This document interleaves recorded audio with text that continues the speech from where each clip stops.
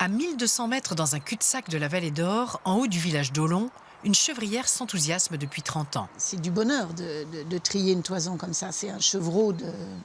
C'est la première tonte du chevreau qui a la finesse, la brillance, la douceur, la légèreté. C'est aérien.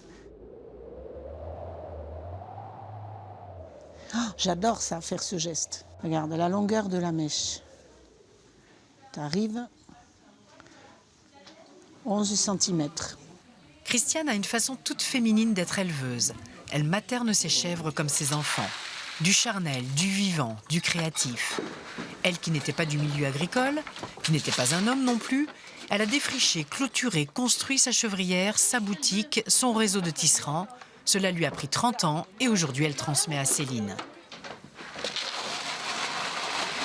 Moi, j'ai toujours été passionnée par les bêtes, intéressée par les bêtes.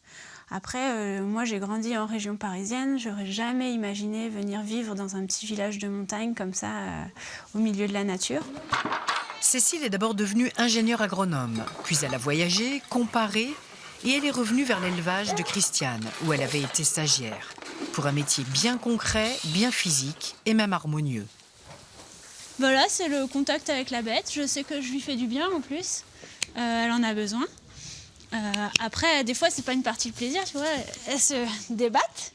Et puis là, c'est une petite chevrette, mais des fois, on fait les gros boucs. Voilà. Depuis 3 ans, Christiane lui transmet son savoir-faire et son éthique. La santé de l'animal, c'est très très important pour produire un mohair de bonne qualité. La génétique de l'animal également.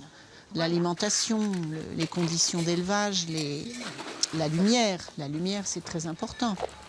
Précurseur il y a 30 ans, Christiane devance aujourd'hui toutes les exigences environnementales. Là, ça se recycle tout seul, la toison. On parle d'isothermie. Donc, l'isothermie du mohair, elle est extraordinaire. On parle de respect des animaux. On n'en parlait pas trop à l'époque. Celui-là, c'est ma mamie qui l'a tricoté. C'est vrai? Oh, j'ai trouvé trop beau et trop doux. Tenez.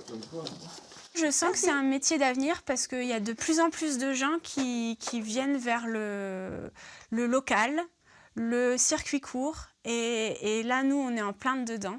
Le fait main. Et puis également, on fait des produits qui sont quand même d'une qualité extraordinaire. La réputation du mohair de Christiane a franchi les montagnes. Et s'il y a 30 ans, on ne donnait pas cher des éleveurs, une voie royale s'ouvre peut-être pour la nouvelle génération.